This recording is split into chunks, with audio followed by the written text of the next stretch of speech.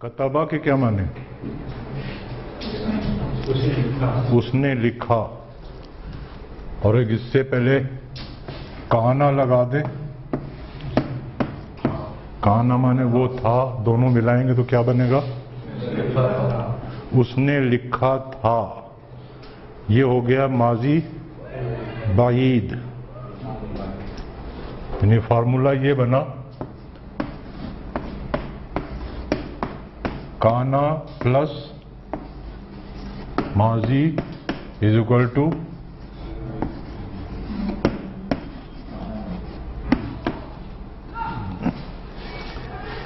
अच्छा जी।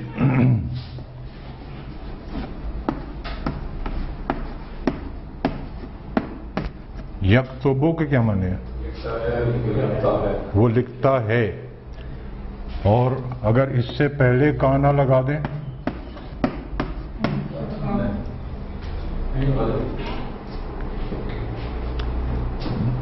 क्या माने होंगे? वो लिखता था। ये वो सेंस है जो अंग्रेजी में हम कहते हैं ही यूज टू राइट। वो लिखा करता था असल में बने। इसको हम कहते हैं माजी इस्तिमरारी। तो फार्मूला ये बना कि काना प्लस मुजारे इक्वल टू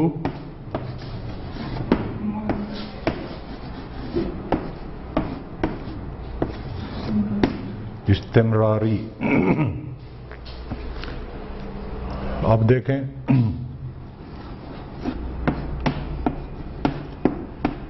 कतबा माने उसने लिखा, और इससे पहले अगर हम यकूनो लगा दें, अब क्या माने होंगे?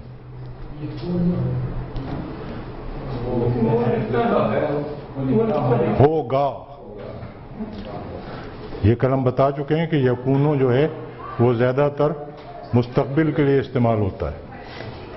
यकूनो वो होगा, कतबा लिखा, उसने लिखा होगा। अब फार्मूला क्या बना? यकूनो प्लस माजी इज इक्वल टू, ये क्या बना? शक।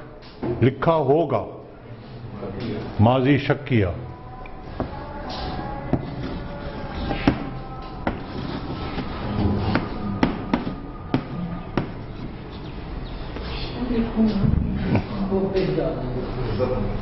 अच्छा, यकून। और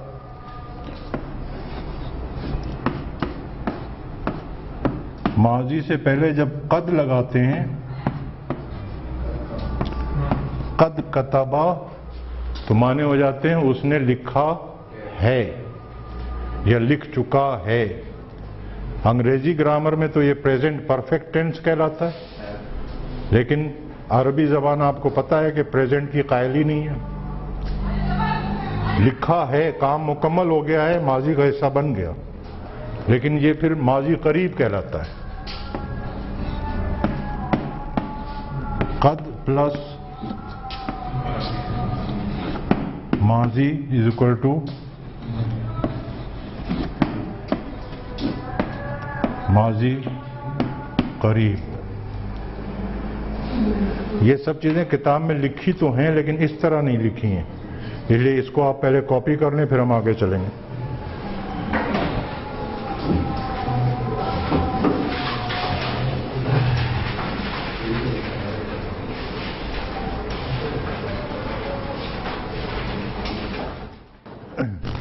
अब देखें, ये कल हमने पढ़ा था कि काना और यकूनों की गर्दान होती है, लेकिन कद की गर्दान नहीं होती। इसलिए इसमें कद में तो कोई प्रॉब्लम नहीं है, इसको छोड़ देते हैं। अब हम काना यकूनों की कुछ बात कर लें।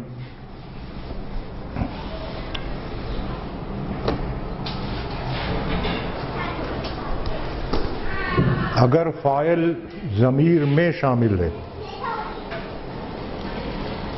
تو پھر کانا اور جو بھی فعل لانا ہے وہ گردان کے حساب سے چلے گا، صیغے کے حساب سے چلے گا۔ مثال کے طور پر ہم یہ کہنا چاہتے ہیں کہ ان سب نے لکھا تھا، یہ تو ہے نا، اس ایک مرد نے لکھا، اس پر جب کانا لگا تو معلوم ہو گیا کہ اس ایک مرد نے لکھا تھا۔ اب اگر ہم یہ کہنا چاہتے ہیں کہ ان سب مردوں نے لکھا تھا تو ان سب مردوں نے لکھا کے لیے آئے گا کتبو، اور لکھا تھا کے لیے جب ہم کانا لگائیں گے تو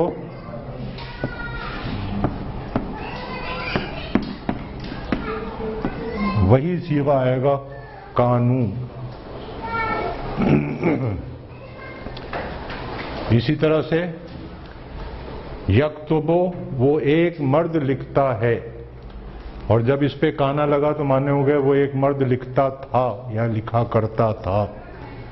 اگر ہم یہ کہنا چاہیں کہ وہ سب مرد لکھا کرتے تھے تو پھر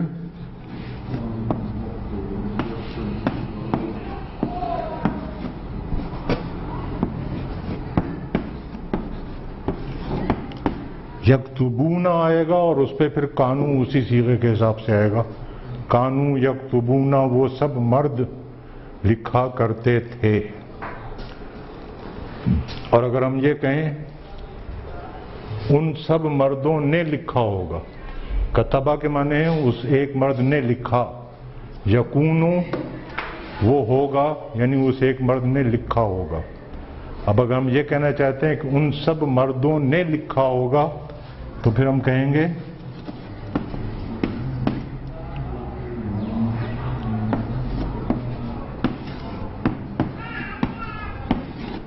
یکونون کتبو۔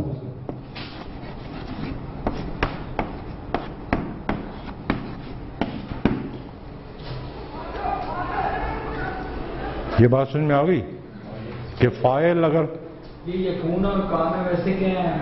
ہیلپنگ ورب جو اسے کہہ سکتے ہیں، انہیں کیا ہیلپنگ ورب کیا ہے؟ یہ ہم بعد میں سمجھ لیں گے کہ یہ ان کی اصل نسل کیا ہے، وہ بعد میں دیکھ لیں گے۔ ویسے کل میں نے بتایا تھا آپ مینٹلی ایبسینٹ تھے اس وقت۔ چلیں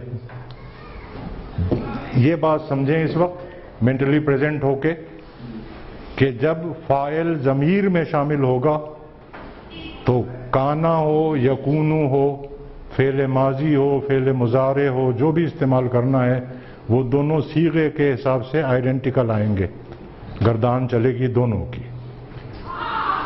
لیکن جب فاعل اس میں ظاہر ہو تو کل ہم نے کیا پڑھا تھا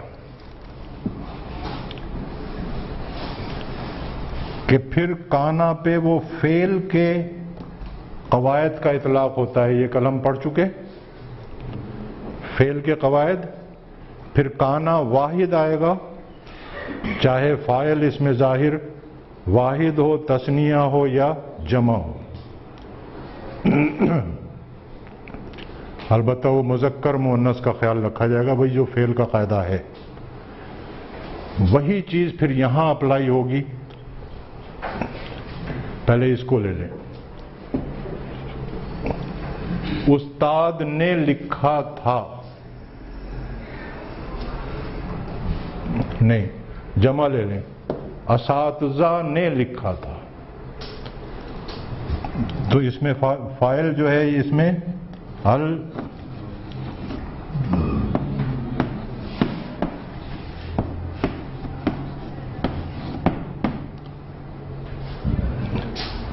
اس سے پہلے کانا آئے گا اور وہ واحد آئے گا۔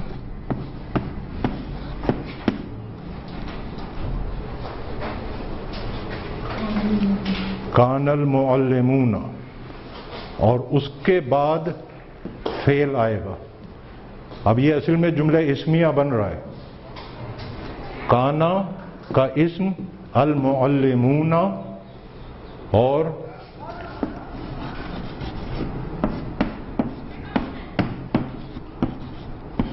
کتبو جملہ فعلیہ بن کر اس کی خبر کی خاصیت یہ ہے کہ وہ عدد اور جنس میں مبتدا کے مطابق ہوتی ہے، تو اس لیے فعل جو ہے وہ اس میں ظاہر کے جنس اور عدد کے مطابق آئے گا، لیکن کانا جو ہے وہ واحد آئے گا جنس میں۔ وہ جو قاعدہ ہے فعل کا ہم پڑھ چکے ہیں، وہی قاعدہ اپلائی ہوگا۔ کان المعلمون کتبوا، اساتذہ نے لکھا تھا، اور اگر ہم یہ کہنا چاہیں کہ اساتذہ لکھا کرتے تھے،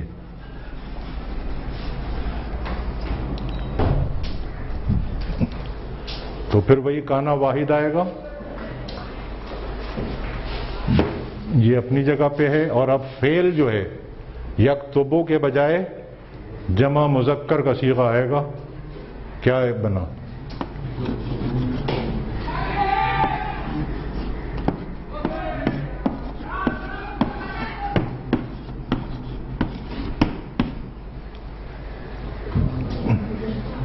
کان المعلمون۔ ابھی آپ نے کہا کہ وہ جب کہے گا تو یہ جیسے ہم پہلے کہتے تھے کہ پہلا ورب واحد آئے گا، اس طرح ہی ہے۔ ہاں، یہ کل سمجھایا تھا میں نے آپ کو کہ کانا واحد آئے گا، پھر اس میں ظاہر جو بھی ہے واحد ہو، تثنیہ اور جمع ہو، وہ اس طرح آئے گا۔ سر وہ ابھی ہم نے گردان جو کی تھی اس میں بھی ہے، اس میں میں نے آپ کو بتایا تھا کہ فاعل اگر ضمیر میں شامل ہے تب وہ صیغے کے حساب سے چلے گا، اور اگر فاعل کا اس میں ظاہر آ گیا ہے تو اب وہی فعل کا قاعدہ اپلائی ہو رہا ہے۔ کان المعلمون یکتبون، اساتذہ لکھا کرتے تھے، اور اسی طرح سے اساتذہ نے لکھا ہوگا۔ اب یکون لانا ہے تو وہ بھی واحد آئے گا،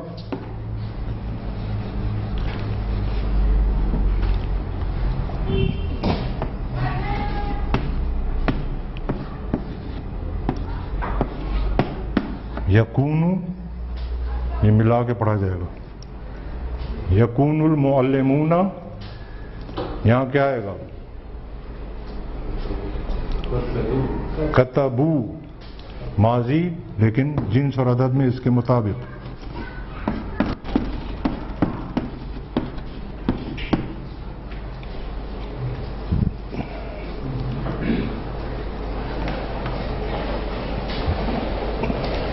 پھر سمجھ لیں کہ اگر فاعل ضمیر میں شامل ہے، اس میں ظاہر نہیں آ رہا ہے، تو پھر گردان چلے گی کانا کی اور فعل کی، یا یکونوں کی اور فعل کی۔ لیکن اگر اس میں ظاہر آ گیا ہے تو پھر کانا یکونوں پہ فعل کے قواعد کا اطلاق ہوگا، اور اس میں ظاہر جو ہے وہ اس کے بعد آئے گا، اور اصل فعل جو ہے وہ پھر اس کی خبر بن کے جنس اور عدد میں اس میں ظاہر کے مطابق آئے گا۔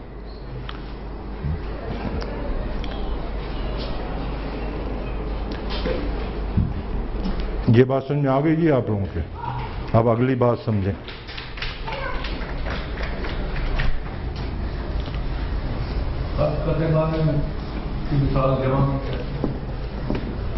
وہ میں نے آپ کو بتا دیا نا کہ اس کی گردان نہیں چلتی، وہ تو قد ہی آئے گا۔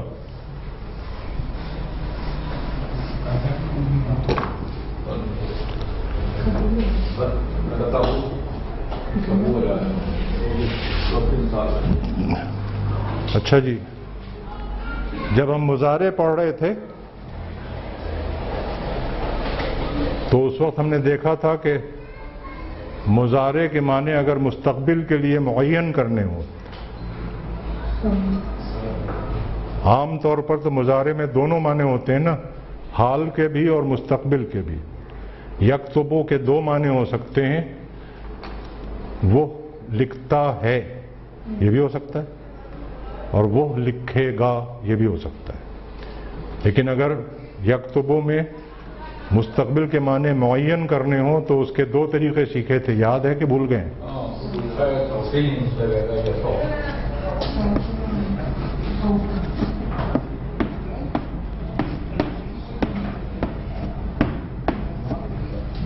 सयक्तुब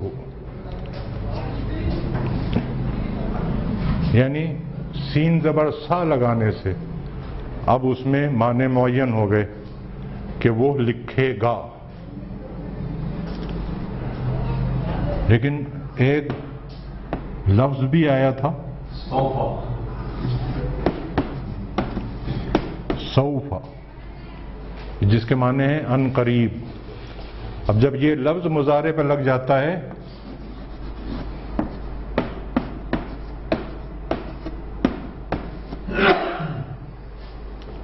सौफा यक्तुबु,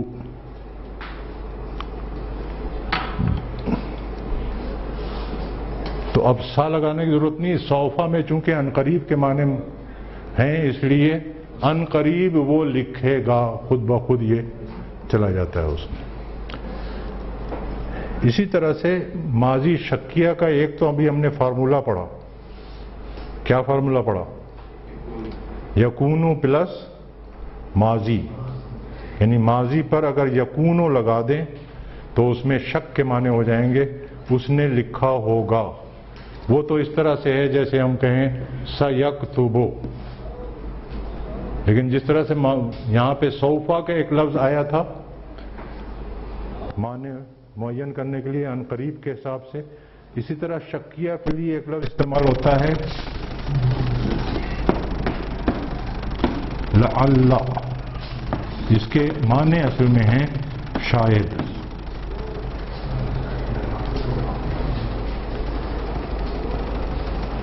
तो इसके साथ अगर फेल आएगा तो खुद ब खुद शक के माने पैदा हो जाएंगे।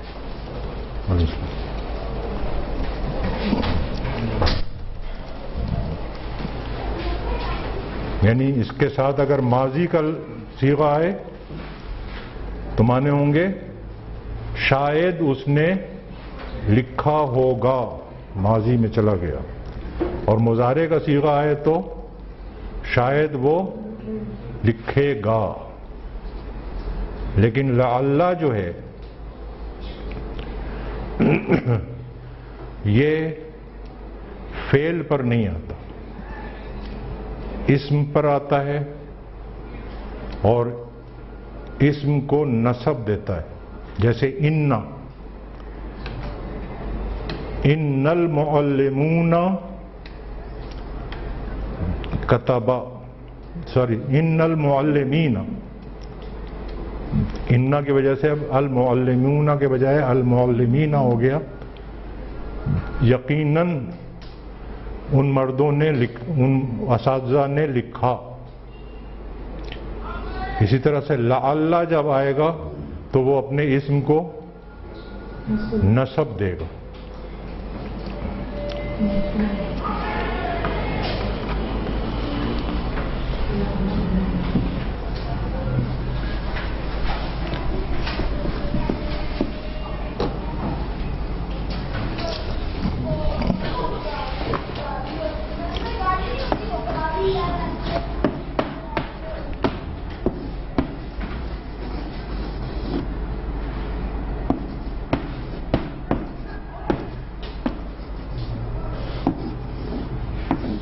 ये देखें, अब लअल्लल मुअल्लिमू नहीं कहेंगे, लअल्लल मुअल्लिमा।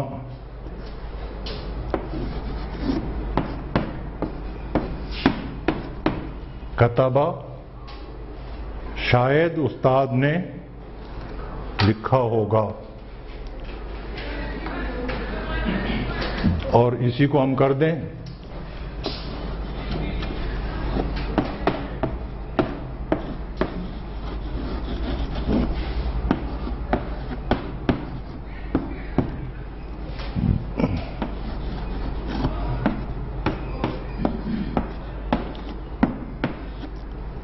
लअल्लल मुअल्लिमा यक्तुबु, शायद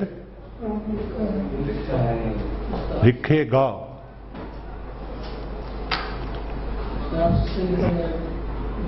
लिखेगा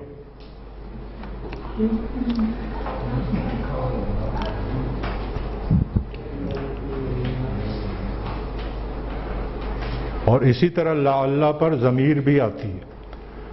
شرط تو یہ ہے نا کہ لا اللہ جو ہے وہ اسم پر داخل ہوگا، تو یہ بھی اسم ہے. اور اگر ہم کہیں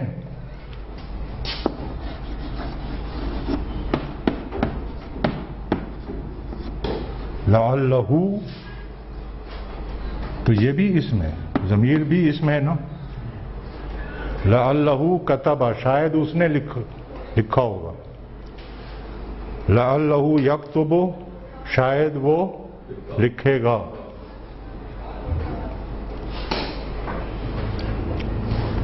اسی نسل کا ایک لفظ اور ہے،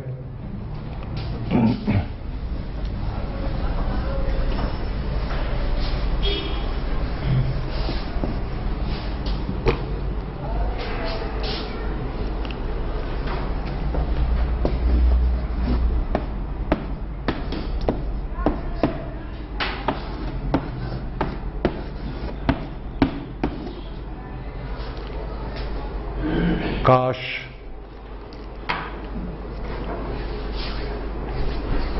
اور اسی نسل سے کیا مراد ہوئی کہ یہ بھی اسم پر آئے گا اور اپنے اسم کو نسب دے گا.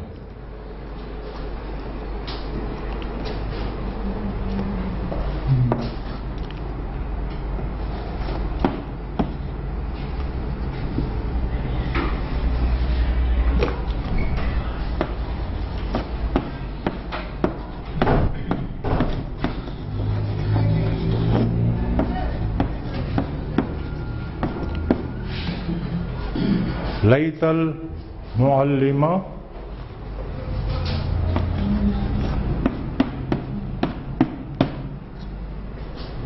کاش استاد لکھتا، یہ ماضی تمنی ہو گیا، تمنا کا اظہار. اور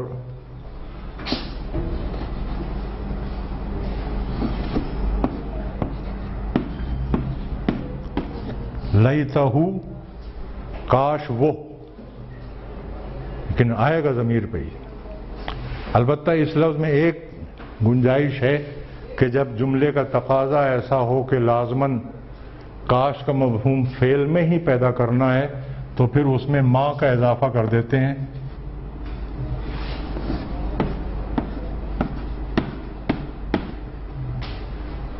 لیتہ ماں، لیتہ ماں جو ہے اب یہ ڈائریکٹ فعل پہ آ سکتا ہے،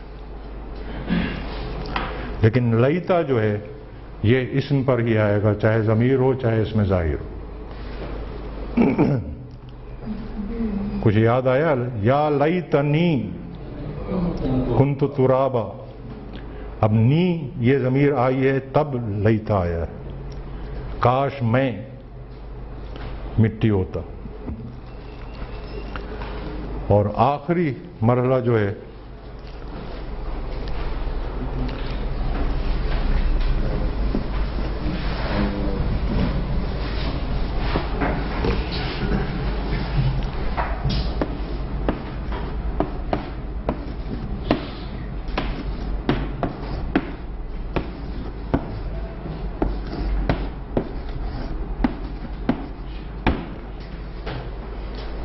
یہ کیا ہے؟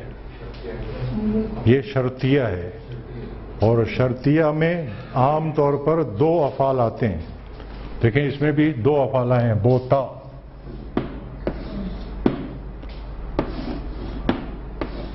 کاٹتا.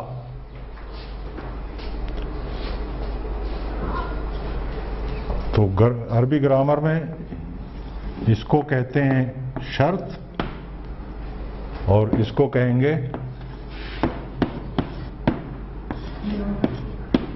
جواب شرط.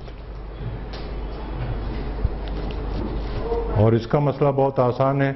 شرط پر آپ لو لگا دیں. لو کے معنی ہیں اگر.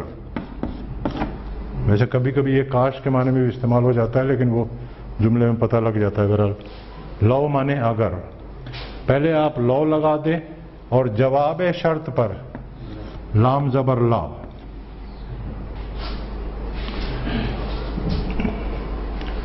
بس شرط کے معنی پیدا ہو جائیں گے.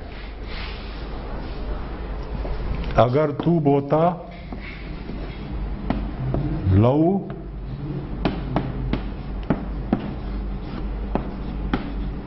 زراعت، اگر تو زراعت کرتا، اگر تو بوتا.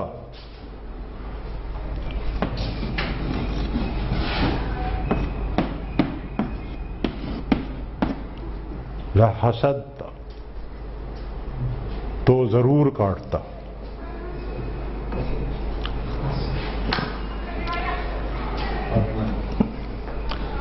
بس جی، آج کا سبق تو یہی تھا. اب ہم نے اس کی مشق کرنی. اچھا جی، اعوذ باللہ من الشیطان الرجیم، بسم اللہ الرحمن الرحیم. ڈاکٹر صاحب کاپی بند، قلم بند. کانا کے معنی ہاں تو وہ لکھنے نہیں، سمجھنے ہیں.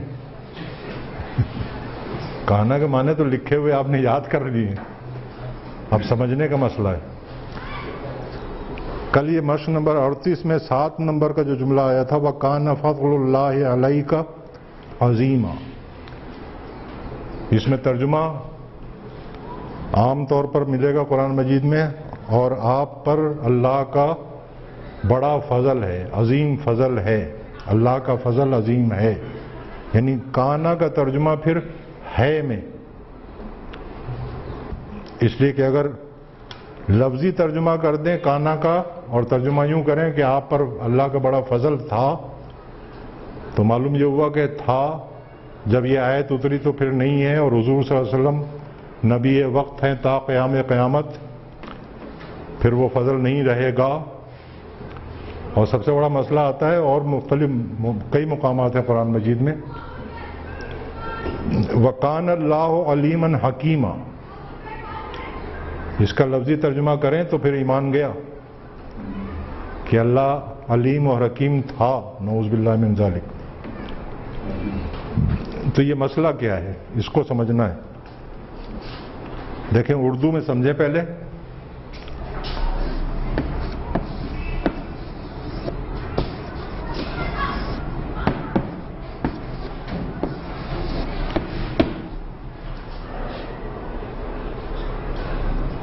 یہ مبتدا ہے اور یہ خبر ہے.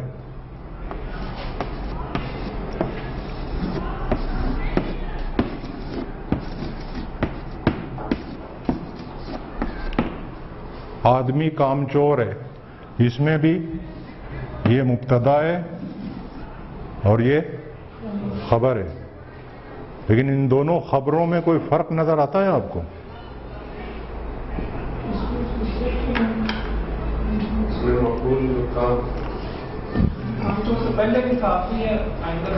That is the point.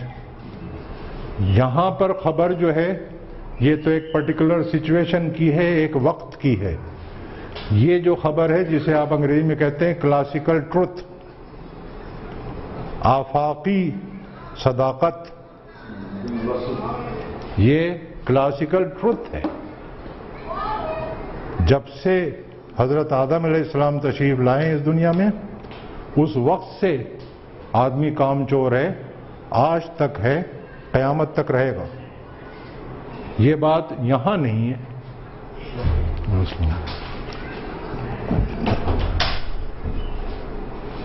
تو کچھ آفاقی صداقتیں ہوتی ہیں جو زمانے سے بے نیاز ہوتی ہیں. ماضی میں بھی وہی صداقت، حال میں بھی وہی صداقت، مستقبل میں بھی وہی صداقت. اب یہ ہماری جو مختلف زبانیں دنیا میں رائج ہیں، ان کی پرابلم ہے کہ کسی زبان میں کوئی ایسا لفظ یا کوئی ایسا فعل یا اسم نہیں پایا جاتا جو تینوں زمانوں پر بیک وقت حاوی ہو. اس لیے پھر مجبوراً ہر زبان میں ایسی کلاسیکل ٹروتھ کو ایکسپریس کرنے کے لیے کوئی ایک پرٹیکولر زمانہ سلیکٹ کرنا پڑتا ہے. اردو میں اس کا اظہار حال سے کرتے ہیں، آدمی کامچور ہے۔ عربی میں یہی انداز جو ہے وہ ماضی کا ہے۔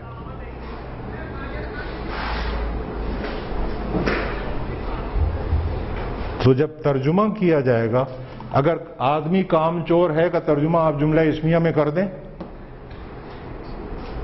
جو عربی جاننے والا ہے اس کے سمجھ میں بات نہیں آئے گی۔ اگر زیادہ سے زیادہ وہ یہ سمجھے گا کہ ایک وقتی سچویشن کی بات ہو رہی ہے، کسی پرٹیکولر سچویشن میں ایک آدمی نے کام چوری کی تھی، اس کی خبر دی جا رہی ہے، وہ اس کو کلاسیکل ٹروتھ نہیں سمجھے گا۔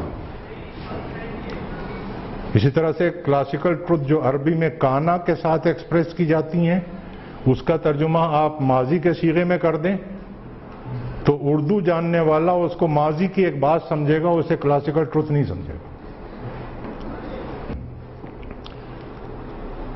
تو بس یہ ہے اصل بات، اور اس میں فرق کرنے کا گرامر کے حساب سے یا الفاظ کے حساب سے کوئی چیز نہیں ہے، جملے کے مفہوم سے پتہ لگتا ہے۔ اس میں آپ دیکھیں، آدمی بیٹھا ہے، کوئی بتانے کی ضرورت نہیں ہے، آپ کا ذہن خود تسلیم کرے گا کہ ہاں یہ ایک اسپیسیفک سچویشن کی بات ہے۔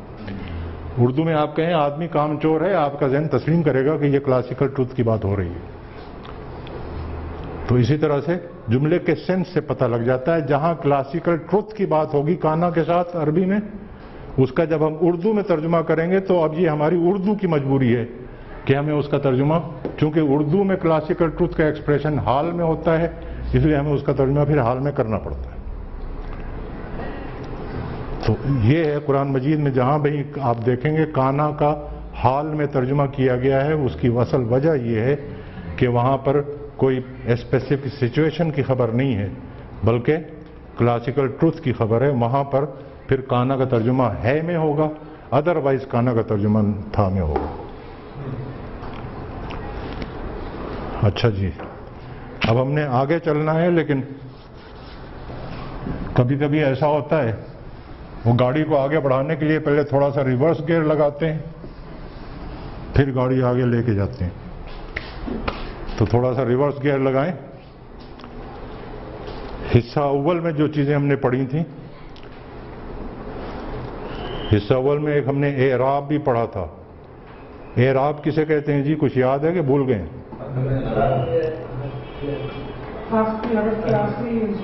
حرف نہیں، لفظ کے آخری حرف کی شکل، اس کو ہم اعراب کہتے ہیں۔ اور حرکات و اعراب کا فرق بھی سمجھا تھا ہم نے۔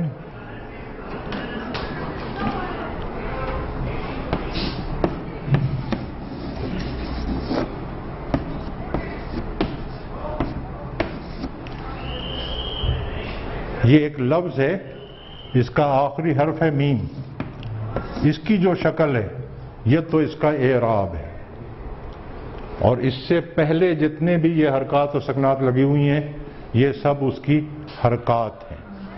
یہ جو زبر لگا ہوا ہے اس کو نصب نہیں کہیں گے، اس کو فتحہ کہیں گے۔ یہ جو لگا ہوا ہے اس کو اس لیے سکون کہیں گے، اس کو رفع نہیں کہیں گے، ضمہ کہیں گے، اس کو جر نہیں کہیں گے، کسرہ کہیں گے، اس لیے کہ یہ حرکات ہیں ابھی۔ اور یہی جب ضمہ یہاں آخری حرف پہ آ گیا تو اب ہم اس کو رفع کہہ رہے ہیں۔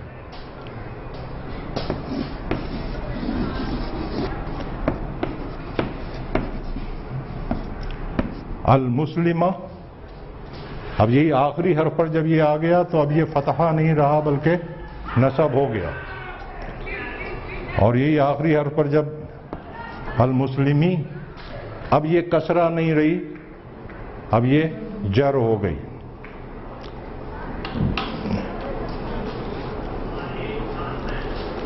اور لفظ کے آخری حرف کی شکل، یہی ڈیفینیشن بتائی نا ہم نے اعراب کی، وہ دیکھیں۔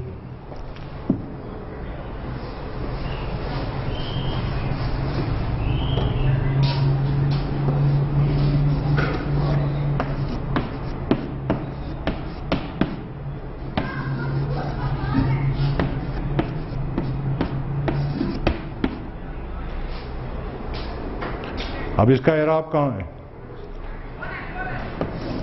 مانی، یہ آخری حرف کی شکل ہے، من سے چینج ہو کے مانی ہوا ہے، یہ حالت رفع ہے اس کی.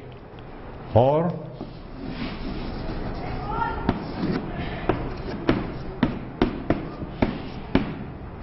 مسلمینی، اب آخری حرف کی شکل کیا ہے؟ مینی، یہ اس کی حالت نصب بھی ہے اور حالت جر بھی ہے. تو اس لیے اعراب کو ہم کہتے ہیں کہ آخری حرف کی شکل، اور حرکات الگ ہیں، اعراب الگ ہیں. اسم کے کتنے اعراب پڑھے تھے ہم نے؟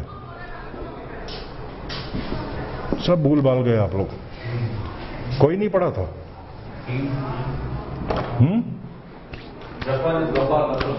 تین پڑھے تھے، رفع، نصب، جر.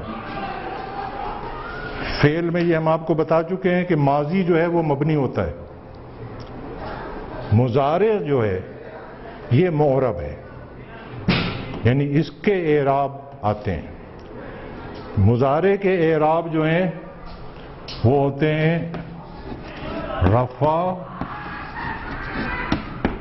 نصب، جزم.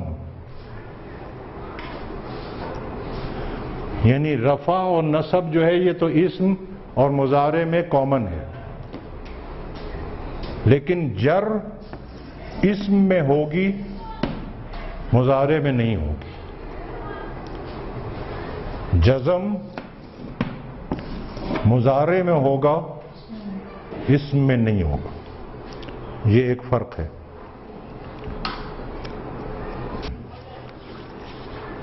اب مضارع کی رفع، نصب اور جزم،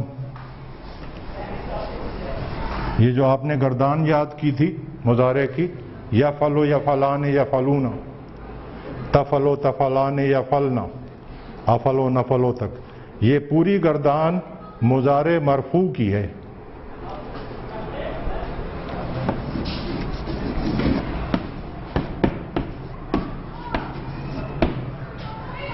یہی سچویشن ہے نا.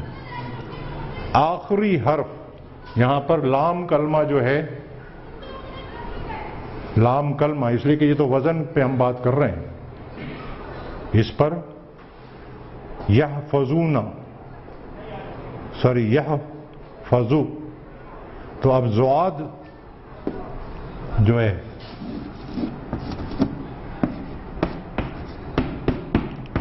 اب اس میں آخری حرف جو ہے وہ زواد ہے، تو لام کلمہ، یہ یاد رکھیے گا.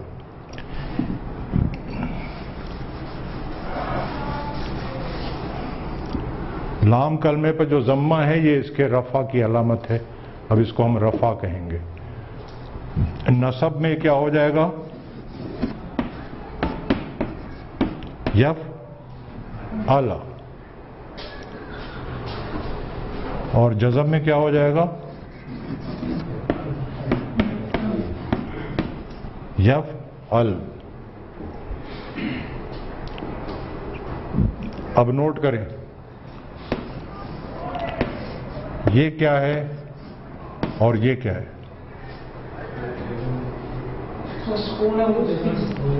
یہ سکون ہے، یہ جزم ہے. جس طرح سے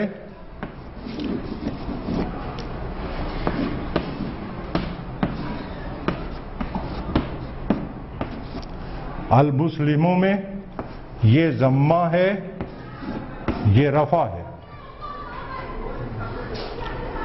اسی طرح سے یفعل میں یہ علامت سکون ہے اور یہ جزم ہے.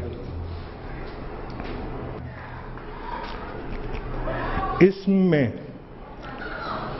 جو ہم نے اعراب کی مختلف شکلیں پڑھی تھیں، کتنی پڑھی تھیں کچھ یاد ہے؟ تعداد صرف 5 شکلیں پڑھی تھیں، اور ان کی براڈ کیٹیگرائزیشن ہم نے کی تھی اعراب بالحرکت اور اعراب بالحروف. کیوں جی یاد آیا کہ آ گیا یاد؟ شکر الحمدللہ. یہ جو ہم نے آپ کو بتایا تھا المسلمو، یہ اعراب جو ہے یہ اعراب بالحرکت ہے. اور جو ہم نے آپ کو بتایا تھا مسلمانی، یہ مانی جو اعراب ہے یہ اعراب بالحروف ہے. اسی طرح سے مضارع میں بھی اعراب بالحرکت بھی آتے ہیں اور اعراب بالحروف بھی آتے ہیں. یہ جو ہیں یہ اعراب بالحرکت ہیں، یفعلو، یفعلا، یفعل. اعراب بالحروف کہاں آئیں گے؟ اس کے لیے ذرا ہم گردان لکھ لیں پوری، پھر اس کو ہم دیکھیں گے کہاں کہاں کیا کیا آتا ہے. دیکھ سکتے تھوڑا ٹھہر جائیں.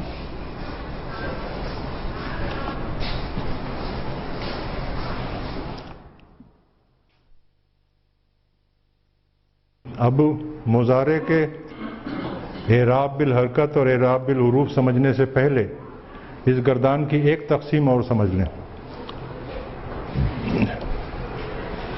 یفعلانے میں یہ جو آنی ہے یہ کیا ہے؟ تثنیہ کے صیغے کی علامت، ضمیر کی علامت. اونا یہ جمع کے ضمیر کی علامت. النا یہ جمع مؤنث کے ضمیر کی علامت ہے. لیکن یفعلو میں ضمیر کی علامت کہاں ہے؟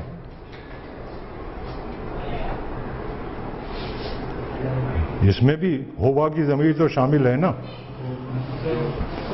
اس کی علامت پوشیدہ ہے. یعنی دو تقسیمیں ہو جائیں گی. کچھ اس گردان کے الفاظ ہیں جس میں ضمیر کی علامت کا کوئی نشان ظاہر نہیں ہو رہا ہے، کہیں سے کوئی ضمیر جھانک نہیں رہی ہے، پوری کی پوری پوشیدہ ہے. اور کچھ صیغے ایسے ہیں جس میں ضمیر کی علامت جو ہے وہ جھانکتی ہے. تو پوشیدہ والے صیغے کتنے ہیں ذرا گن کے بتا سکتے ہیں آپ؟ 5. 1 2 3 4 اور یہ 5. یفعلو، تفعلو، تفعلو، افعلو، نفعلو. یہ 5 صیغے جو ہیں اس میں ضمیر فاعلی جو ہے وہ پوری کی پوری پوشیدہ ہے.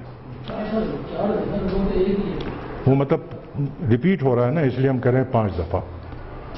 اور باقی جتنے صیغے ہیں سب میں ضمیر کی علامتیں جو ہیں وہ جھانک رہی ہیں، نظر آ رہی ہیں. تو ضمیر پوشیدہ کے صیغے 5 اور باقی 14 میں سے 5 گئے 9 جو ہیں وہ ضمیر ظاہر کے صیغے. ضمیر پوشیدہ کے جتنے بھی صیغے ہیں اس میں مضارع کا اعراب جو ہے وہ بالحرکت آئے گا. یفعلو سے یفعلا ہو جائے گا، یفعل ہو جائے گا. تفعلو سے تفعلا ہو جائے گا، تفعل ہو جائے گا. افعلو، نفعلو بھی افعلا، افعل، نفعلا، نفعل ہو جائے گا. یہ 5 صیغے جو پوشیدہ ضمیر والے ہیں اس میں تو اعراب بالحرکت آئے گا. باقی میں اعراب بالحروف ہے، لیکن اس میں 2 ایکسیپشنز ہیں. یفعلنا اور تفعلنا. یہ جو 2 جمع مؤنث کے صیغے ہیں ان کو کوئی مائی کا لال نہیں چھوڑ سکتا. یہ چینج نہیں ہوتے. یوں سمجھ لیں کہ مضارع میں یہ 2 صیغے مبنی ہیں. مضارع مرفوع ہوگا تب بھی یفعلنا تفعلنا، مضارع منصوب ہوگا تب بھی یفعلنا تفعلنا، مضارع مجزوم ہوگا تب بھی یہی، نو چینج. 9 میں سے 2 گئے تو باقی کیا بچا؟ 7. اس میں اعراب بالحرکت کی سچویشن یہ ہے کہ نون اعرابی گرتا ہے.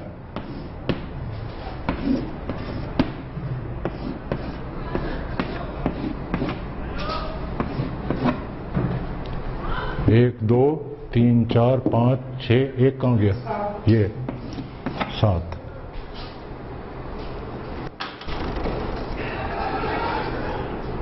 اور اب نوٹ کریں جس طرح سے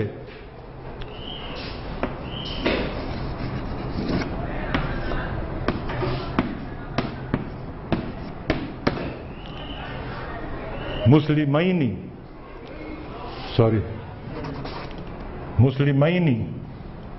یہ حالت نسب بھی ہے اور یہ حالت جر بھی ہے. اسی طرح سے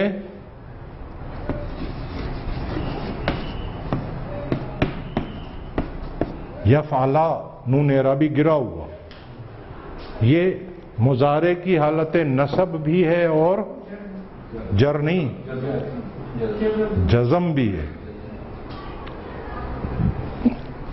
یعنی نسب اور جزم کا فرق اعراب بالحرکت میں تو آ جائے گا سامنے، لیکن نسب اور جزم کا فرق اعراب بالحروف میں سامنے نہیں آتا. بالکل اسی طرح سے جیسے اسم میں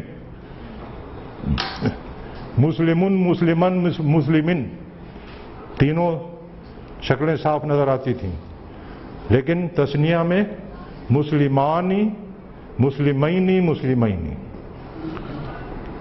اور اس وقت ہم نے آپ کو یہ کہا تھا کہ یہ فیصلہ کرنا کہ مسلمینی جو ہے یہ حالت نسب ہے یا جر ہے، اس میں مشکل پیش نہیں آتی. جب جملے میں استعمال ہوتا ہے تو صاف پتہ لگ جاتا ہے. اور اب ہم کافی جملے استعمال کر چکے ہیں، کہیں آپ کو مشکل پیش آئی؟ تو اسی طرح میری اس بات کا بھی یقین کر لیں کہ یفعلا حالت نسب مانی جائے گی کہ حالت جزم مانی جائے گی، اس میں کوئی پرابلم نہیں آئے گی. جب جملے میں استعمال ہوگا تو ہم صاف پہچان لیں گے کہ یہ حالت نسب ہے یا حالت جزم ہے. البتہ ایک بات بہت اہم ہے، نون اعرابی تو یہ 7 جگہوں سے گرا ہے، لیکن 2 جگہیں ایسی ہیں یہ جمع مؤنث کے جو صیغے تھے یہ تو مبنی تھے، لیکن جمع مؤنث مذکر کے جو 2 صیغے ہیں ان کی خاصیت یہ ہے کہ جب بھی نون اعرابی گرے گا تو الف کا اضافہ ہو جائے گا.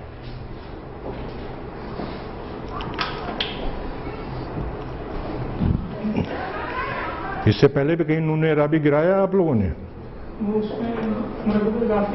مرکب اضافی میں مسلمون جمع سالم کا یا وہ تثنیہ میں تو خیر اس میں یہاں بھی کچھ نہیں ہوتا ہے، جمع سالم کے صیغے سے مسلمون نون اعرابی گرتا تھا تو وہاں الف کا اضافہ نہیں ہوتا تھا. جمع سالم کا اسم کا صیغہ جب مضاف بن کے آئے گا نون اعرابی گرے گا تو الف کا اضافہ نہیں ہوگا. اور فعل مضارع کے یہ 2 جو ہیں جمع مذکر کے 2 صیغے غائب اور مخاطب کے، ان سے جب نون اعرابی گرے گا تو الف کا اضافہ ہوگا. اور یہ چونکہ ابھی ہم وہاں پہنچے نہیں ہیں، ہم وہ مثال نہیں دے سکتے آپ کو، ورنہ پھر آپ جب ہم تیسرا حصہ ختم کر لیں اس وقت اگر آپ یاد دلائیں تو میں آپ کو مثال دے کے پھر سمجھا سکتا ہوں کہ یہی الف سے پکڑا جاتا ہے معنی کا فرق، کہ اسے مضاف مضاف الیہ مانا جائے یا فعل اور فاعل یا فعل اور مفعول مانا جائے. وہ فرق پھر یہیں سے پکڑا جاتا ہے الف کے اضافے سے.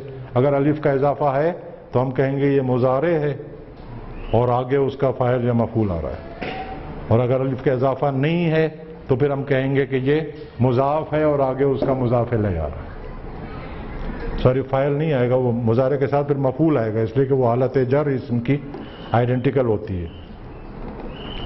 تو مثال ابھی نہیں دے سکتا، لیکن یہ ہے بہت اہم. اس سے فرق پتہ لگتا ہے کہ مضارع سے نون اعرابی گرا ہے یا اسم کے جمع سالم سے نون اعرابی گرا ہے.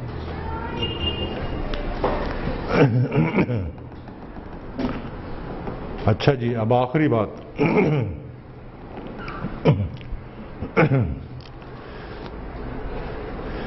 اسم کی جب ہم نے اعرابی حالت پڑھی تھی تو ہم نے دیکھا تھا کہ اسم کا اعراب چینج ہونے کی دو وجوہات ہوتی ہیں بالعموم، براڈر کیٹیگری جسے ہم کہتے ہیں۔ ایک تو یہ کہ وہ اسم جملے میں کس طرح استعمال ہو رہا ہے۔ اگر بطور فاعل کے آ رہا ہے تو وہ اسم رفع میں ہوگا، بطور مفعول کے آ رہا ہے تو وہ اسم نصب میں ہوگا، اگر وہ ما اور لیسا کی خبر بن کے جملے میں آ رہا ہے تو وہ اسم حالت نصب میں ہوگا۔ اور دوسری وجہ یہ ہوتی تھی کہ کوئی عامل صاحب تشریف لے آتے تھے اور وہ اپنے عمل سے پھر اعرابی حالت تبدیل کر دیتے تھے، جیسے انا، اب ہم نے لعل بھی کل پڑھ لیا، لیتا بھی کل پڑھ لیا، یہ وہ عوامل ہیں جو اسم پر داخل ہوتے ہیں اور اسم کی اعرابی حالت کو تبدیل کر دیتے ہیں، رفع سے اسے نصب میں لے آتے ہیں۔ حروف جارہ کی پوری فہرست آپ نے یاد کر لی؟ کیوں جی بٹ صاحب یاد کی کہ نہیں؟ ان کا عمل یہ سارے عامل ہیں، ان کا عمل یہ ہوتا ہے کہ جب یہ اسم پر داخل ہوتے ہیں تو اسم کو حالت جر میں لے آتے ہیں۔ مضارع میں اعرابی تبدیلی کس بنیاد پر ہوتی ہے؟ پہلا فیکٹر مضارع میں نہیں ہے کہ جملے میں کس طرح استعمال ہو رہا ہے، یہ فیکٹر نہیں ہے۔ مضارع میں اعرابی تبدیلی جو ہے وہ ہمیشہ کسی عامل کے آنے کی وجہ سے ہوگی۔ کوئی ایسا لفظ یا کوئی ایسا حرف جو عمل کرتا ہو مضارع کے اعراب پر، وہ جب مضارع پر داخل ہوگا تو مضارع میں اعرابی تبدیلی آئے گی، وہ رفع سے یا تو نصب میں جائے گا یا جزم میں جائے گا۔ تو وہ عوامل جو مضارع کو نصب دیتے ہیں ان کو ہم کہتے ہیں نواصب مضارع، یعنی مضارع کو نصب دینے والے، اور جو مضارع کو جزم دیتے ہیں انہیں ہم کہتے ہیں جوازم مضارع، یعنی مضارع کو جزم دینے والے۔ اور اب آگے ہم نے یہی پڑھنا ہے کہ نواصب مضارع کیا ہیں، وہ کون سے عوامل ہیں جو مضارع کو نصب دیتے ہیں، اور جوازم مضارع کیا ہیں، وہ کون سے عوامل ہیں جو مضارع کو جزم دیتے ہیں۔ لیکن یہ تو انشاءاللہ اب اچھا آج فرائیڈے ہے، اب انشاءاللہ منڈے کو ہم شروع کریں گے نواصب مضارع سے۔ فی الحال یہ جو ہم نے گردان میں دیکھا ہے نصب اور جزم کی چینجز، اس کی تھوڑی سی مشق کر لیتے ہیں۔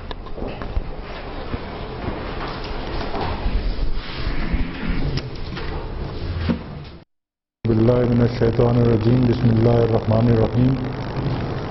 بڑا آپ کی کتاب ابھی تک کھلی ہوئی ہے۔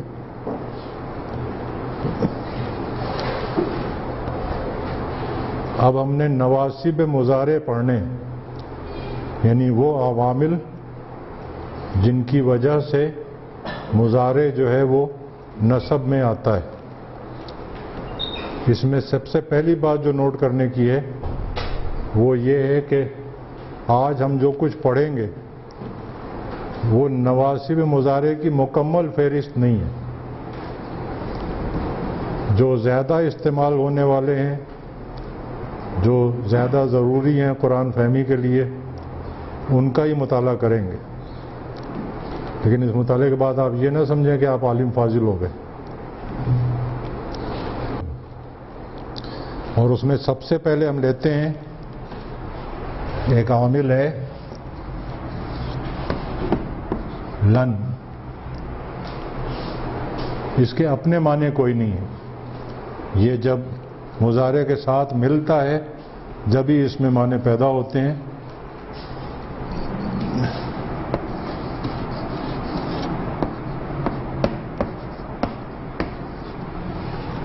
یفعلو کے کیا معنی ہیں؟ وہ کرتا ہے یا کرے گا۔ اور جب ہم یہ کہیں کہ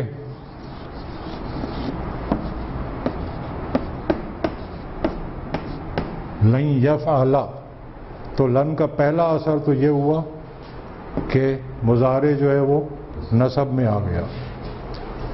ये तो इसका एराबी अमल है। और मानवी अमल ये है कि अब इसके माने हो जाएंगे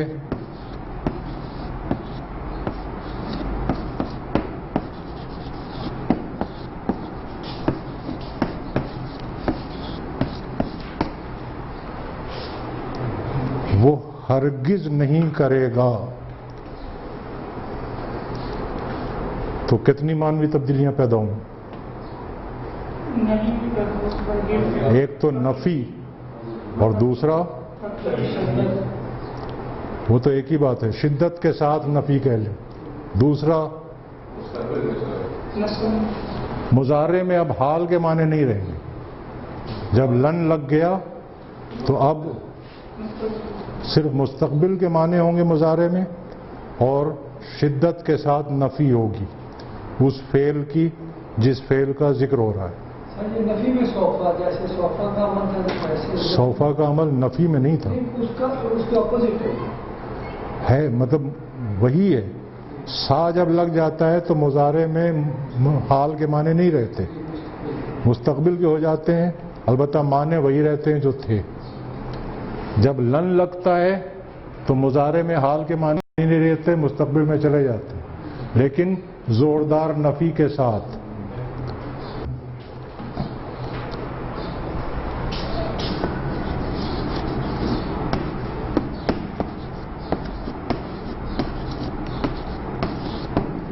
यंसुरूना के क्या माने? वो सब मदद करते हैं या करेंगे। और अगर हम कहें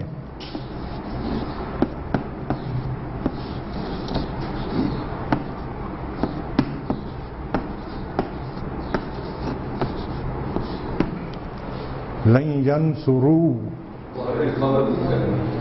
वो हरगिज मदद नहीं करेंगे।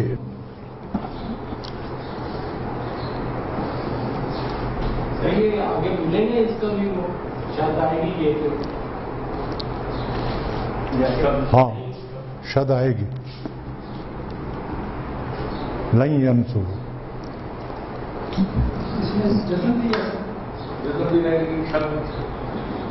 ये शद जो है ये तो वो है,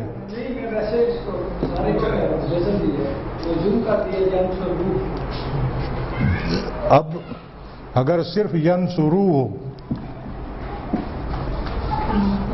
तब तो हम कहेंगे कि ये नसब भी हो सकता है और जज़म भी हो सकता है। जब इसके साथ लन लग गया तो अब कोई कंफ्यूजन नहीं है, अब या वाली बात नहीं है, अब ये नसब ही है। इसलिए कि आमिल जो है लन, ये नवासिब मुजारे का आमिल है, जवाजी में मुजारे का आमिल नहीं है।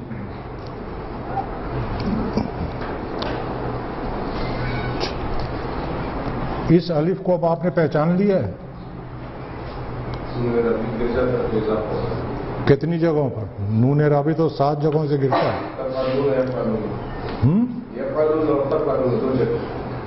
2 जगह, जमा, मुज़क्कर, गायब और मुखातब। इस अलिफ से कहीं और भी मुलाकात हुई है आपकी?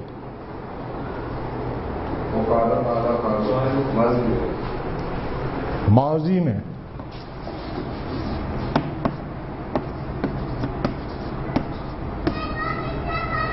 उन सब ने मदद की। तो ये 3 जगह इस्तेमाल होता है। इसको हम कहते हैं वावुल जमा। वाव के बाद जो हम अलिफ का इजाफा करते हैं इसको हम कहते हैं वावुल जमा। माजी में सिर्फ एक सीगा है, जमा मुज़क्कर गायब, और मुजारे में 2 सीगे हैं, जमा मुज़क्कर गायब और जमा मुज़क्कर मुखातब। 3 सीगे हैं जहां वावुल जमा इस्तेमाल होता है। और इसकी खुसूसियत यह है कि इन तीनों में से किसी भी सीगे पे अगर ज़मीर मफ़ूली आ जाए तो फिर ये अलिफ नहीं लिखा जाता। इसको नोट कर लें।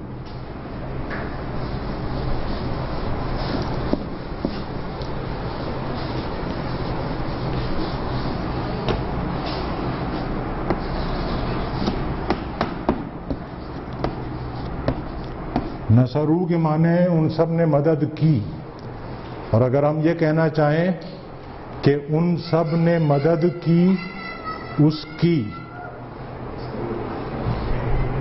نصرو ہو، تو اب یہ الف کے ساتھ ہو کی ضمیر نہیں آئے گی بلکہ الف کے بغیر آئے گی، نصرو. اسی طرح سے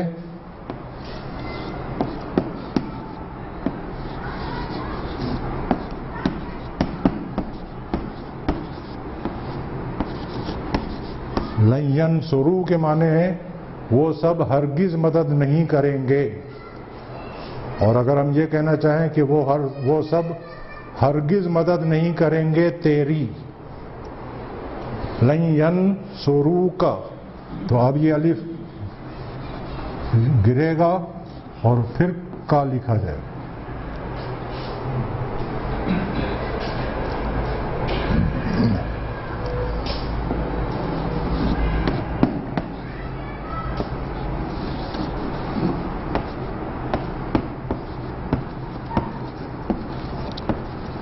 لن تنصروا کے معنی ہے تم لوگ ہرگز مدد نہیں کرو گے،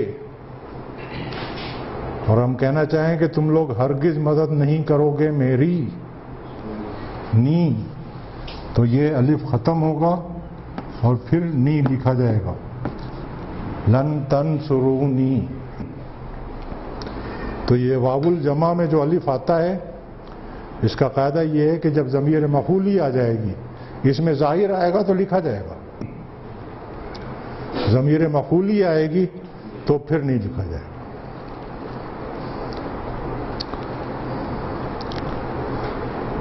تو ایک تو عامل مضارع جو ہوا وہ لن،